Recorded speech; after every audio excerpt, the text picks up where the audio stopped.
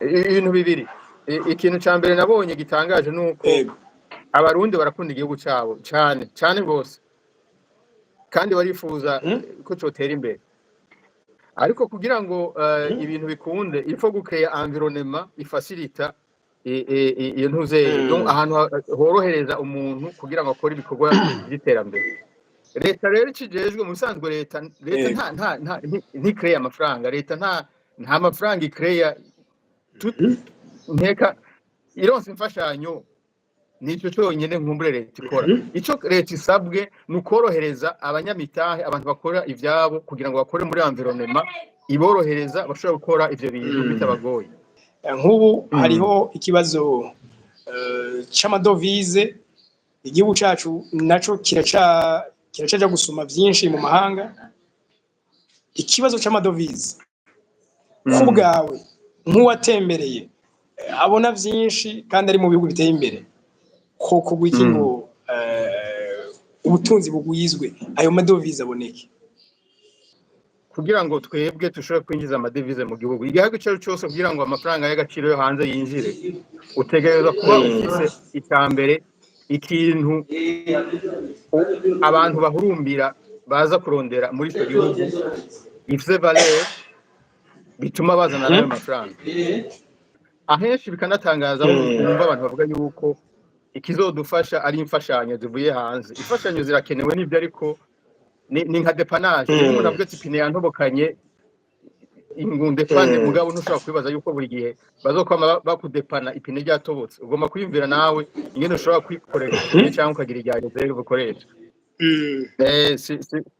Sinoheza kandi ntagushimiye ku bikorwa ukora, kubera ko burya rimwe na rimwe valeur y'ibintu tubiharura muri materiel, ariko burya ikintu gikomeye si materiel. Ivyimviro no kwereka abantu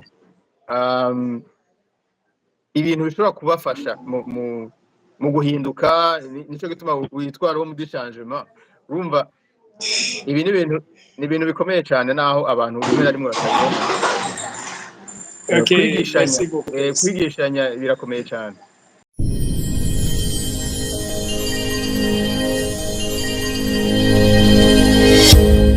Okay, yes, tubaramutse tubipfuriza amahoro y'Imana n'abantu, amagara meza n'amafaranga. Niho muri changement, iki ni ikiganiro gishasha cyitwa Burundi twifuza. Uburundi twifuza hari uruhara nsabwa kugira, hari uruhara nawe usabwa kugira, hari uruhara k'umure gwa leta, hari uruhara gw'abana bari kugira ngo ibintu bije mu ngiro kandi bikoreke neza. Yasura twifuza ku Burundi tuze tuyishikire.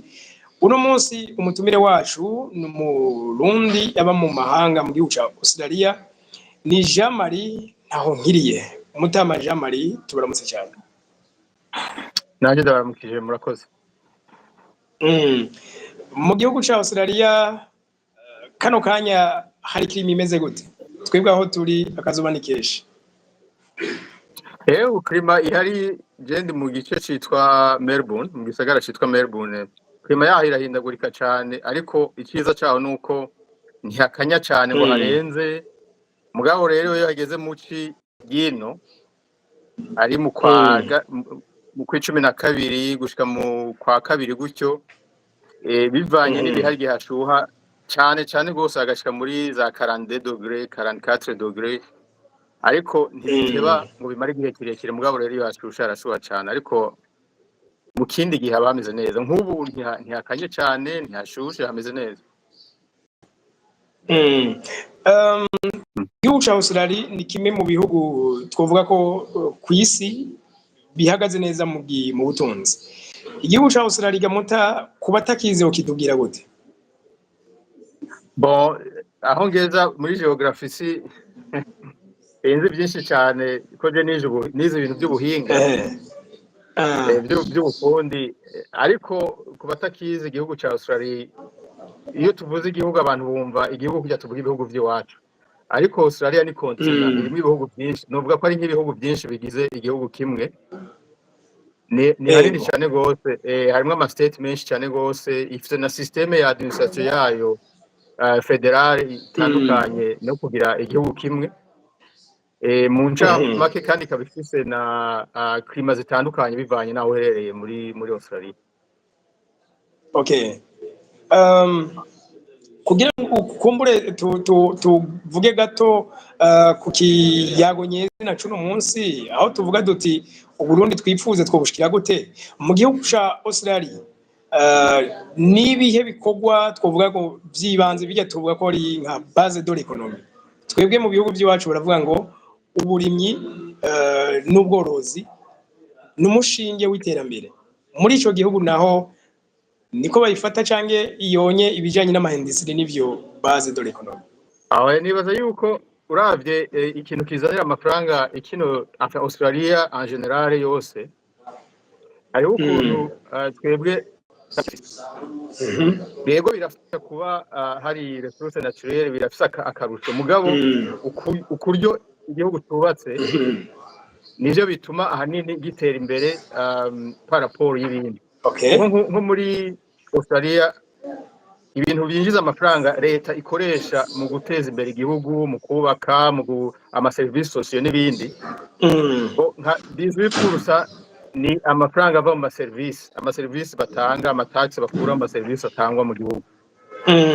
Muri construction ibintu by'ubwubatsi n'iki ni nka 9% par exemple.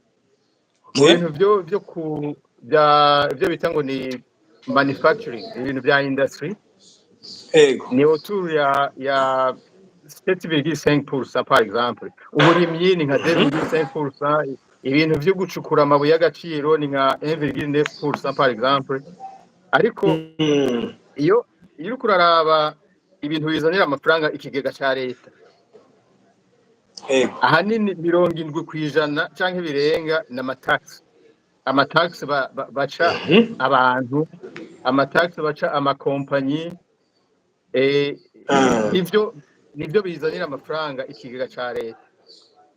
Rero dufatiye kuri ivyo barafise ressources naturelles ziri mu butaka washaka zitari exploiter zose, barafise gaze nyinshi iri exploiter ku rugero runaka mugabo la grande majorité donc igisata kinini kizanira amafaranga ikigega ca leta n'amatagisi.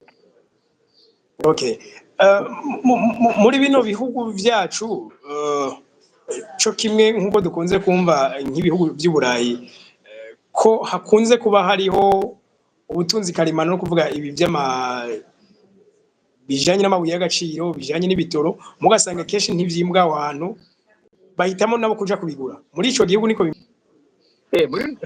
burya biratangaje kuko uravye washaka na etazi n'ibindi bihugu bigenda hanze kuja kurondera amabuye y'agaciro kuja kurondera petrole navyo bimwe muri ivyo birafise ivyo bintu mu bihugu vyabo mugabo bakabifata comme reserve ivyo bita reserve naturelle bibikiye peut-être kubera ko bazi yuko aho hantu baja kubicukura hashobora kugera igihe bikagabanuka canke bigahera. Hano naho barafise ubwo butunzi batariko baracukura kubera ko strategie ndibaza bakoresha nuko bazi neza yuko urya wibikira.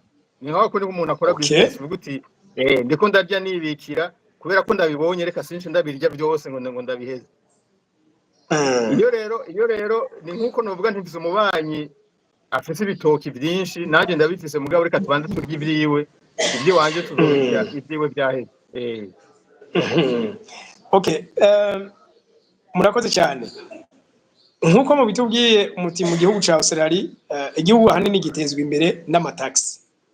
Mu gihugu iwacu kumbure abariho tugaruka.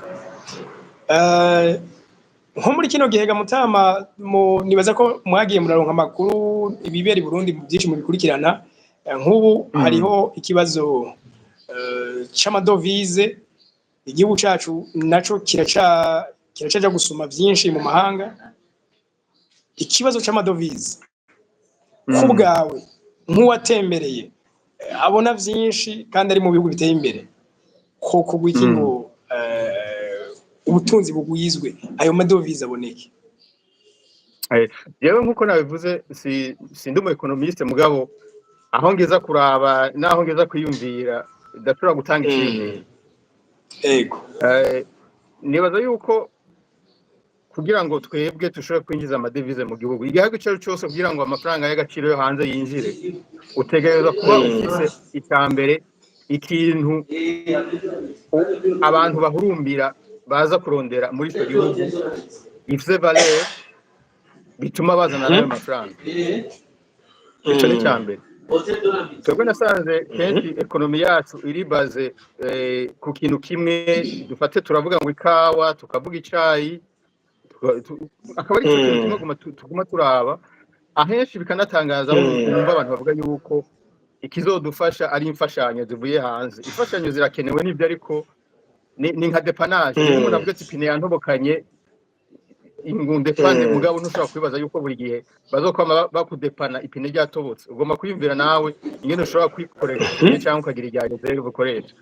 Ako n'akaronani. Rero iwacu turavye no mu bindi bihugu bidafise washaka ubutunzi kamere bahurumbira nk'abarabu bafise za petroli n'ibindi, urabona yuko bafise ibisata bashiramwo inguvu bituma abantu baza bakazana nayo madolari. Icambere coco turakeneye kumenya gutahura ekonomi ingene ikora, tukabimenya tukamenya ibintu biri byoroshe cyane byo gutandukanya gusohora no kwinjiza. Ukamenya ibisohotse, importation na exportation, ukamenya n'ibindi. Sibyo? Icya kabiri, ahandi turabona ko bashize imbere tourisme, bagashira imbere icyo bita investissement. Donc ukavuga uti amafaranga ndashize muri iki kintu kugira ngo binzanire umusaruro, kikaguma kirosikra. Akaba rero n'amaserivisi rero atangwa mu gihugu atuma ari n'aya matax aboneka. Izo nazo serivisi zigasaba donc ya investissement mu bintu bya technology, ibi bya IT, ibintu byo gukreya ubuzi bijanye na ntuze na innovation. Akaba rero n'ibintu bya transformation, bya manufacturing tuvuga, abantu baravumbura utuntu two gukreya, gutransforma, mugabo ugasanga nta gaciro kanini tubihaye ngo bikibe ikintu kininiya habe za chaîne de transformation duhora tuvuga. Bisaba na karite iri improved. Reka rero ibyo tubishaka ruhande turabe twebwe aho turi uno munsi. Aho turi uno munsi turafise diaspora iri hanze batari bake. Cyane. Abo ba diaspora bari hanze benshi bakorera amafaranga turiko tuvuga nyine y'agaciro, arayo ma euro, arayo madolari baduhembwamwo iyo twagiye kupagasa. Kandi la majority y'aba diaspora barifuza nabo guteza imbere igihugu, ariko nabo biteza imbere. Ko ibi bintu byo kuvuga ngo yego turakunda igihugu, turaje guteza imbere igihugu, atakarusho ubona nawe ugira muri wowe n'umuryango wawe. Ikintu je nabonye ibintu bibiri. Ikintu ca mbere nabonye gitangaje nuko abarundi barakunda igihugu cyabo cyane gose, kandi barifuza ko cotera imbere. Ariko kugira ngo ibintu bikunde, ifo gukreya environnement ifacilita iyo ntuze, donc ahantu horohereza umuntu kugira ngo akore ibikorwa by'iterambere. Iwacu rero ikintu nabonye umenga dusiga inyuma nuko dushaka gufata mu diaspora tukamutandukanya n'uwundi mu investisseur wari we wese, uwundi mugwiza atunga wari we wese ashaka kuza guteza imbere umuitranje. Iyo hageze kwiteza imbere, iyo hageze gushiramo ingufu mu bikorwa byo gutera imbere, ntibikunda yuko naho yoba akunda igihugu ukungana gute, yoba motive atari ko arabona yuko ivyo ariko arakora nawe hari akarusho bimuzanira. Ivyo shatse kuvuga yuko leta dufate ivuze ati turafise imigambi yo guteza imbere igihugu runaka yabaye etabi, bakayiga bakayishanga, bakavuga bati bije ikenewe kugira ngo bikorwe naya. Reka rero dufate aba diaspora bacu, na cyane cyane ko tuzi ko bakunda igihugu, turabe ingene baba partenaire muri iyi projet, ariko nabo bafisemo inyungu nk'abantu baba partenaire baje gushiramo ingufu muri ico gikorwa. bigasaba yuko kuvuga leta habe ibiri ganyaganya unguka nanje nunguke. unguka nanje nunguke, ni naho ngira motivation kandi ni naho nsubira inyuma nkavuga nkaraba nti kweri hajya ahantu narashizemwo inguvu ibintu bimeze neza. Nayo ubundi bitabaye gutyo usanga umwe agerageza hageze utuntu twiwe bimugoye gatoyi agaheba, uwo bitagoye nawe akaguma sanasana, mugabo usanga inguvu zitandukanye zatatagaye. Aho rero kuri ico honye nabona yuko hariho ikintu peut-être tworaba ingene ibikorwa vy'iterambere mu gihugu umuntu wese ashizemwo effort, iyo effort yiwe igira akarusho imuzanira. Donc ikindi naco nikijanye na amaservice nukuri nta gihugu na kimwe gishobora gutera imbere service zitameze neza. Iyo mvuze service kumera neza duhere ku bintu vyoroshe. Service kugira ngo zimere neza nuko jewe nimba ntonze ngiye gusaba service ahantu nuko nzi neza yuko nimba nkwije ibyangombwa kugira ngo bankorere iyo service uwo ndahasanga aza kunyakira neza nk'umukiriya kuri ayo masaha yagomba kubikorerako akabinkorera ngataha nkabandanya ibyo nagomba gukora. Leta rero ikijejwe mu bisanzwe leta ntikreye amafaranga, leta nta mafaranga ikreya nteka ironse imfashanyo nico cyonyine nkumbure leta ikora. Ico leta isabwe nukorohereza abanyamitahe, abantu bakora ivyabo kugira ngo bakore muri environnement iborohereza bashobora gukora ivyo bintu bitabagoye. Iyo rero leta itari kuraraba bya bindi byagomba gukorwa yuko biriko birakorwa nkuko byagomba gukorwa, niho rero bihera bipfa, kuko niho hava za corruption, niho hava bya bindi byuko umuntu yicara agashaka guhembwa atakoze, niho hava yuko wa muntu yaraje afise umuvuduko wo gushaka gukora ibintu acika imbuto akabiheba. Rero ico kuvuga ngo kugwanya ngo corruption, ntushobora kugwanya corruption service zidakora, ntibikunda. Kuko jewe ubwanje nje gushaka service nkasanga ndindiriye biza kuntwara amasahane ibyo nagomba gukora bigapfa, ariko wa wundi ayinkora ndamuhaye 100 bica binyaruka. Usha ntangwe gukora ibiharuro nk'umuntu w'umugwiza tunga avuga nti nonaha ndiko mpombe, ndiko ntunguka impombe, reka ndamuhijira ibintu by'ibanje bibandanye. Ukumva rero yuko yakoresha n'ushaka kuyihagarika, kuko za service nizo zatumye nja muri iyo processus ya corruption, ko nabuze uko ndabigenza. Icyo ni kimwe. Icya kabiri nuko bikwega za incompetence tuvuga, donc kwa kuja mu bintu abantu badashoboye, kuko nta ugaruka ngo arabe yuko umuntu yakoze ibyo agomba gukora, nta ugaruka ngo ahane avuga ati wewe ntiwakoze have dushireho ubundi abishoboye. Aho rero je nibaza yuko ikintu ca mbere bari guherako, leta yagomba guherako nukuraba yuko abantu barashoboye ibyo bakora, batonda ku kazi ku gihe, iyo batonze barakora, raporo ziratangwa z'ibyo bakoze. Turavye impinduka zagiye ziraba mu gihugu, tureke kuvuga amakosa, dufate intwaro zagiye zirakora zimwe na zimwe turayazi menshi, ariko reka turabe basi nizagerageje guhindura ibintu mu bijanye na economy. Turazi neza ko ku ntwaro yabagaza hariho discipline mu kazi, kubera ko abantu bari bazi neza yuko udakozwe ushobora gufutwa igihe cyose cyose. Ivyo rero ni ikintu mbona yuko tugomba gushira imbere mu bijanye no kuzana impindura, haba mu mitwe, haba mu by'akazi. Service kuva ku gatumba gushika muri presidence na family n'umuryango, mu rugo rw'umuryango w'umuntu. Hatariho discipline, umwe akora icyo ajejwe gukora kandi agikore nk'uko agomba gukora, uwo muryango ntushobora gutera imbere, ntibikunda. Uyu munsi igihugu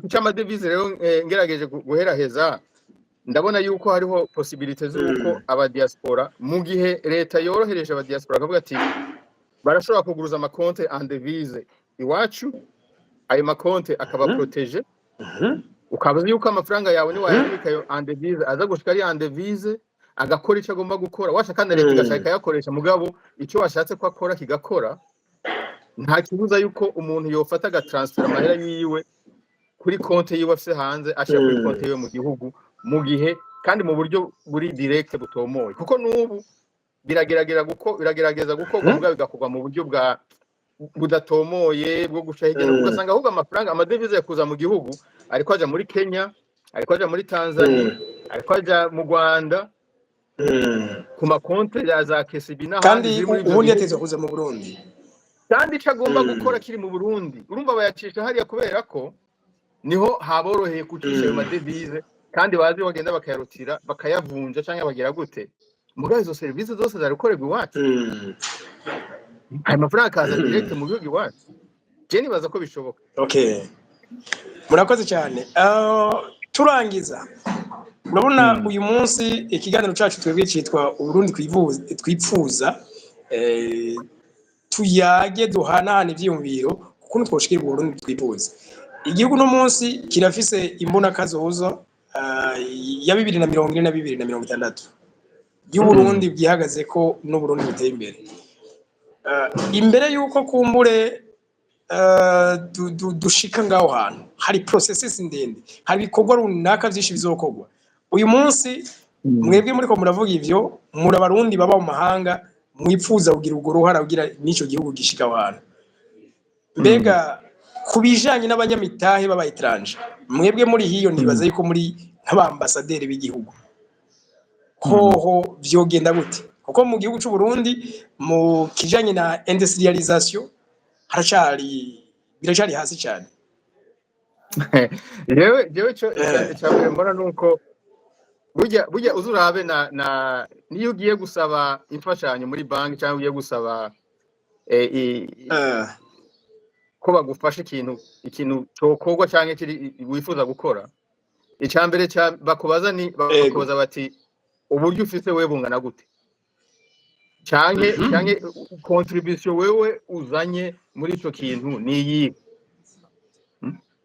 twebwe rero iwacu ndibaza yuko nimba dufashe par exemple twifuza reka dufate urugero rworoshe kubaka rya barabara rya Bujumbura Rumonge kugera hariya sivyo ego iyo projet ibaye defini bije yayo ikaba na expertise z'abazobikora bigashirwa mu mapuro ico gihe aba diaspora bari hamwe umugabo wa diaspora akavuga ati donc twebwe input muri iyi projet na amafaranga nabuke reka tukorere kuri iki rero tugende turabe undi mugwiza tunga yoza akadufasha tugakorana mugabo dutuye mu presenta ya vision dufise ibyo dushoboye naho yoza aduterera le problème dufise rero nuko dushaka yuko ikintu cyose tugiye umuntu uko kiri cyose ngo akiratora akora ngo dufashe ntibikunda ni ntuze indi problème mbona dufise nuko iyo udafite ibintu byinshi amafaranga menshi ukora ibintu bikaze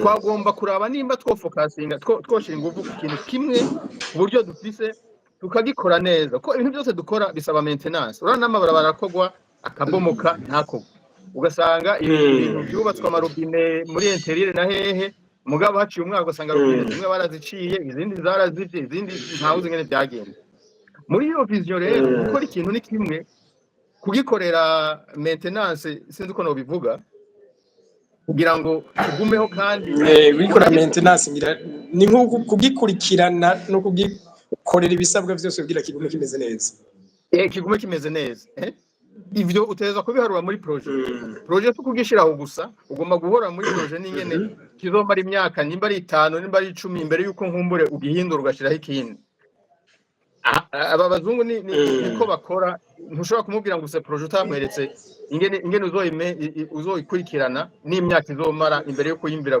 uti mbe hari ico yanyunguriye cyangwa nsubizeho ikindi iwacu rero iyo twapfuma dufata kimwe twaguteka dushiremo ingufu zose dufise mugabo duce tugihereza uwundi muntu afise uburyo akibandanye agikurikirane kuko urumva niya investment twebwe ni nk'ujya ko umuntu w'umubatsi w'amazu abantu ubona bariko barubaka amazu arayubaka neza igasa neza agacayigurisha akayibona yibamwe canke ayikoresha ibindi bintu naye ama projet yandi nimba ari industry nimba ari izine urashobora kuyikora neza ukubaka ingene izokora mugabo hageze kuyikoresha kugira ngo ikore ku munsi ugasanga ivyo bisaba wowe ntabyoshobora ntabifise ubu ufise ikintu gikomeye uhereza umugwiza atunga umwereka n'ingene gikora naho kigeze azoza ariruka azane za devise ati ikintu je ndagikorera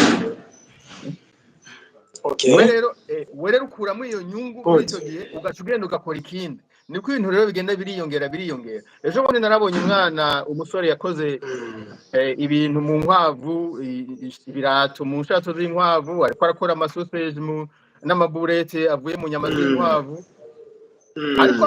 ariko arakorera ndahavye ku mafoto nabonye umenga byoba byiza hisumbuye gatoya rero nka burya umuntu avuze ati reka tumufashe umuntu dushiremo inguvu tugire kabisa ahantu ha production hari asa neza duce turaba umupartenere bokorana w'umugwiza atunga azane izo fonds zindi kugira ngo gikomere kigwire gitere ibyo bikenewe nkumbure afise ubumenyi mugabo adafise uwundi abizane hariho niho hacagaruka cya kindi cyo kuvuga amategeko gukurikiza amategeko kutarenganya kwa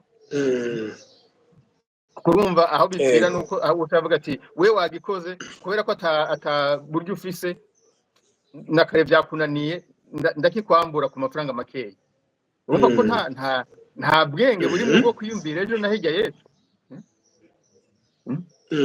aho niho ubundi rero uvuga yuko ubwayo wavuga ko ubwavyo leta ariyo ya mbere itera intambwe abandi bacu bakurikira leta igomba kugira ntuze uko n'amaplan yose bagira no mu gisagara leta idafise mu ruhara kuko leta none idashobora kugira ntuze kuvuga ati ibikorwa bigomba kugenda gutya amategeko abicungera nayahe kugira ngo umuntu ariko arabikora inguvu ziwe ntarenganywe leta igomba kuba ifisemo uruhara cyane cyane rero nk'ibi bya investissement twebwe iwacu bibaza yuko leta yagomba kugira uruhara aho izana n'imiburiburi ya protection twifuza kugira ngo bya bintu ntibihave binyuruzwa cyangwa umuntu aburaguzwa kugira ngo na wa wundi azari mu nyungu avuga ati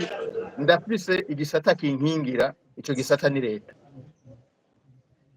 Okay, good. Numva kumbure twose nk'abashira ku musozi ikiyago sinzi ko hari ico kumbure twoba tutari kugenda tutavuze muri no mwanya twari dufise ahanini ikintu ngaruka ko kuva na kera kandi nibaze ko cogira ico gifashije tubanze twigishanye kubahiriza ubuzi kubahiriza amabanga tujejwe gukora ivyo twijeje twemeye gukora kandi duhemberwa ikintu cyose tugikore dukurikije amategeko akigenga. Okay. Ivyo ni base kubwi wanje aho ngeza kubona ni base fondamentale nyamukuru imbere yo gukora ikindi kintu cyose nimba ajya ama service yose tubona haba mu gisagara haba ruguru haba gatumba ata no byitangwa mu kirundi urabone ikintu ufise mu icizere canke bavuga ngo reliable donc uvuga uti